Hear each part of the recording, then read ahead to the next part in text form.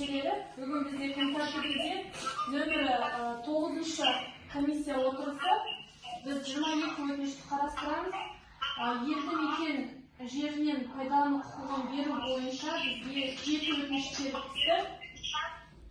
Оның ішінде ТУ картель, ұялы байланысты орнату үшін Казахстан Tower Company, антенна мачталық құрылыс үшін Акунбаева Қарлығаш Валерьевна, Жакупова Мағиза, Руденко, Марденов деген азаматтар жеке қосалқы шаруашылығын жүргізу үшін өтініш жазып отыр. Бұл азаматтарда архитектураның оң шешімі бар. Егер де өтініштермен танысып, қарсылықтарыңыз жоқ болған жағдайда жер учаскесі берілсін дегендеріңіз қолдарыңызды көтерсеңіздер. Дауысқа салайық. Шешім қабылданды. Келесі бізде Загребаев Александр Владимирович Самара Жушыл көшесінен жеке қосалқы шаруа қожалығы үшін 8 сотық жер сұрап отыр. Алайда бұл архитектураның теріс шешімі бар, себебі қосымша құрылыс объектісі орналасқан. Загребаев Александр Владимировичке жер берілмесін дегендеріңіз қолдарыңызды көтерсеңіздер. Шешім қабылданды. Берілсін, берілмесін. Берілмесін болмайды.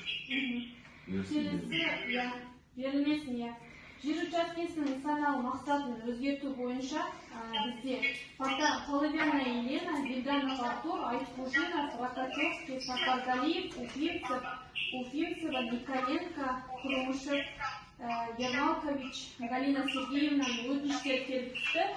Бұл азаматтардың бассейн инспекциясының оң шешімдері бар.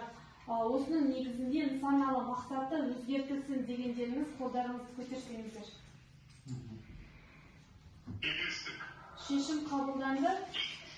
Келесі бізде екі өтініш, бұл ауыл шаруашылығы жерлерінде орналасқан жер учаскесінен пайдалану құқығын алу бойынша Айдабулова Асия Мұратбековна екі өтініш жазып отыр. Біріншісі бізде жағажай демалыс базасының қызмет көрсету үшін 0,5 гектар. Екіншісі бақша дақылдарын өсіру үшін 5 гектар жер учаскесін сұрап отыр. Бұл жерде айта кететін жайт, жағажай демалыс базасына қызмет көрсету үшін Самар ауданы әкімдігінің 7 наурыздағы нөмір 24 қаулысы бар. Сонымен қатар жер кодексінің 48 бабына сәйкес жер учаскесі тек аукцион арқылы беріледі. Осының негізінде бас тартылсын. Келесі тағы бір өтініш, бақша дақылдарын өсіру үшін бұл жерде ауыл шаруашылығы алқаптарының угодиялары келмегендіктен жер кодексінің 26 бабы және 3 тармағының негізінде келісе алмаймыз. Айдабулова Асия Мұратбековнаға екі өтінішіне қанағаттандырылсын дегендеріңіз қол көтерсеңіздер. Қанағаттандырылмасын дегендеріңіз. Шешім қабылданды. Рахмет. Осымен 22 өтініш қаралды. Қатысқандарыңызға рахмет.